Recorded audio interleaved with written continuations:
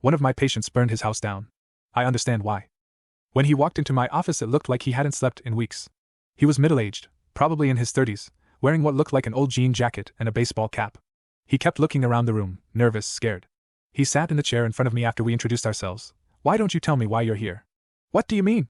he asked. "This is all court-mandated, isn't it?" I nodded. "I meant, why don't you tell me why it is that you burned down your house?"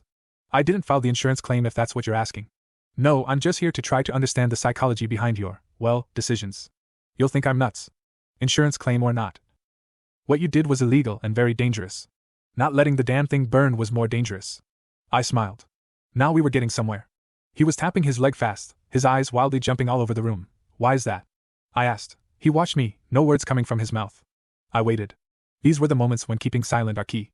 I knew he'd eventually break and start speaking. It took nearly 3 minutes of uncomfortable staring, but he finally spoke. I looked down at my notes, then back at the man in the chair. He was standing at full alert, staring at the wall behind me. There was something strangely eerie about the way he was watching, as if he expected something to move. For a moment I felt desperate to look, to make sure nothing was there. I shook my head subtly, trying to get that feeling out of my head. "Says here you owned the house for only 2 weeks, I said. "You stayed there how long?"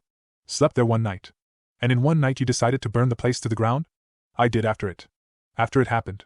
"Why don't you tell me what happened exactly?" I said, but the man was still staring at the wall behind me. The feeling came back immediately, a serious need to just look behind me, to make sure I was safe. I did my best to ignore it. "Excuse me," I said, but he ignored me. "Sir. That did it?" He looked away from the wall and back at me, confused for a moment. "Tell me what happened in that house." "Well, all right," he began. "It was cold. Very cold. I thought the heat was broken or something. But it wasn't the heat. The house had a fireplace, but the fire didn't work. It was cold." "You noticed that when?" "As soon as we moved in. It was a cold night, we needed to keep warm somehow. Things were happening from the moment we moved the last box from the truck. Boxes went missing. My wife. She set up the kitchen, had everything neat and tidy, all the forks and spoons and knives in the drawers. I called her over to help me set up the TV, and when she went back the whole kitchen was upside down. Giant mess, everything on the floor, cabinets off their hinges, chairs completely cleaved in two. She was upset, she was very upset. I scribbled down everything the man said. First one to see it was my daughter. "Your daughter who is?"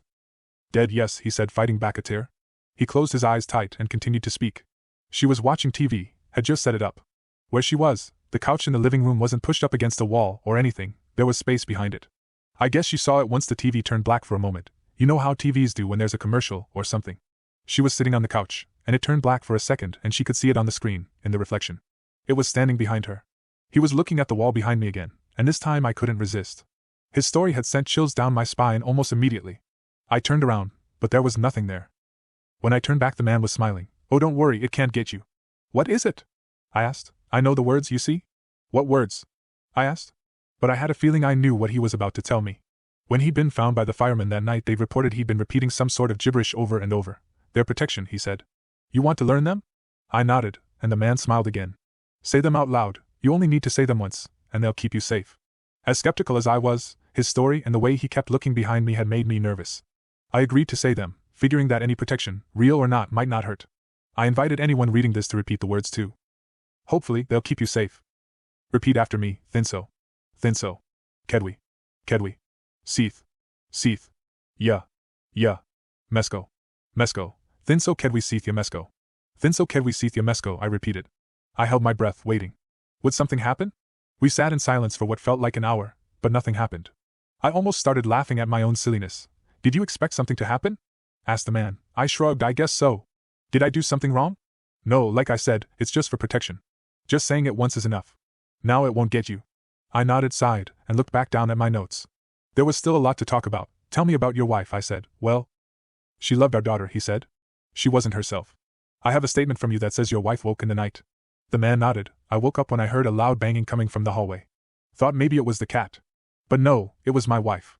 She'd gotten up about an hour earlier and was standing there in her pajamas. She was hacking at the wall with a cleaver. Took me a minute to notice she was covered in blood." "Is that how?" "She didn't do it. My wife was dead by that point." "What do you mean?" "I was finishing up some work downstairs before I went to bed, you see?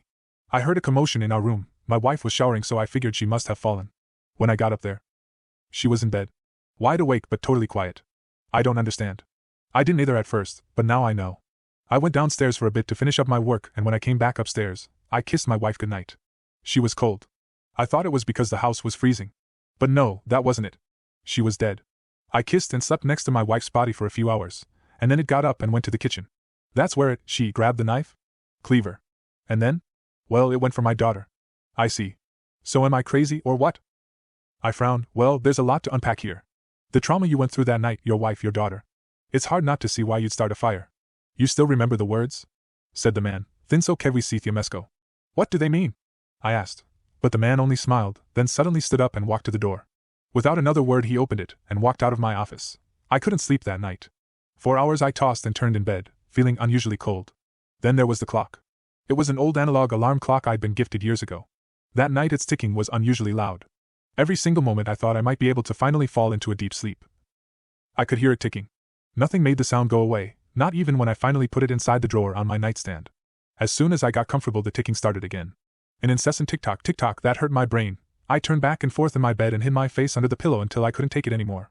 The ticking was unceasing and constant, counting me down to something. For another hour I heard it ticking from inside my wardrobe, where I'd placed it in the hope that I'd finally get some quiet and rest. But nothing worked. The wardrobes would amplify the ticks. Frustrated, I turned on the lights in my room and went to the wardrobe. I grabbed the clock and moved it to the bathroom outside my bedroom and closed the door. Then I closed my bedroom door for good measure and got into bed. I saw it run under the bed right as I turned off the lights. I wasn't completely sure what I'd seen for a moment, just a sudden movement that seemingly came out of nowhere, a dark blur. I felt a terror rise through me and sent a cold shock that settled down near the tip of my spine. My mind immediately went to the words I'd spoken in my office. Thinso kevi sithiamesco. I repeated them in my head as I noticed how cold my room really was. Thinso kevi sithiamesco, I whispered out loud. I inched forward, holding my breath as I grabbed onto the sheets and leaned down to get a look. Something had definitely crawled in there. I could hear it. I felt the blood rush to my head as I turned my body upside down. I counted back from 3 and pulled back the duvet, and there, from the opposite side of the bed, was a head staring back at me. It was in the exact same position that I was, looking down at me from my bed too. Whatever it was had somehow gotten in bed with me while I was moving and had somehow mimicked my movement from the other side. Then something grabbed my leg. Fuck! I screamed and dived out of the covers. And straight to the ground. In seconds I had pushed myself back into the wall. I looked up at the bed. Nothing. I looked down. Nothing. I couldn't see the entire bed from where I was. I screamed when my phone rang.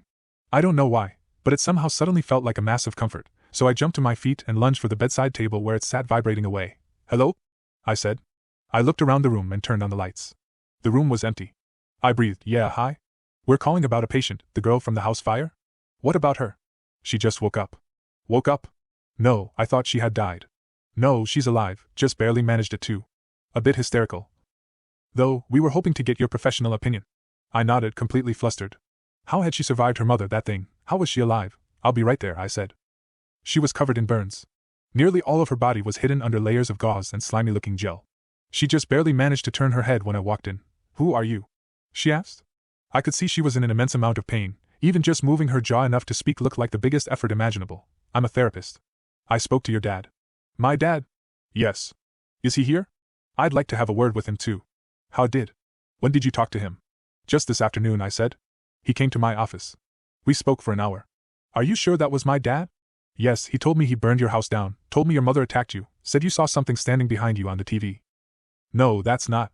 And suddenly her eyes widened, and a look of utter horror and shock appeared on her face. Did you say the words? She asked. What? Everything it told you was a lie. None of that happened. It just wants you to say the words. I don't understand, I said. Don't you see? It loves toying with people. It wants you to say the words. Once you say the words, it knows where you are. It will find you and take you.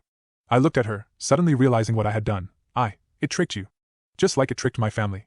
Just like it likes to trick everyone else. It likes to play with its victims, and it's getting smarter. Hi guys, if you enjoyed this, please check out our /devoid horror for more stories by this author. Also please consider subscribing if you would like to see more.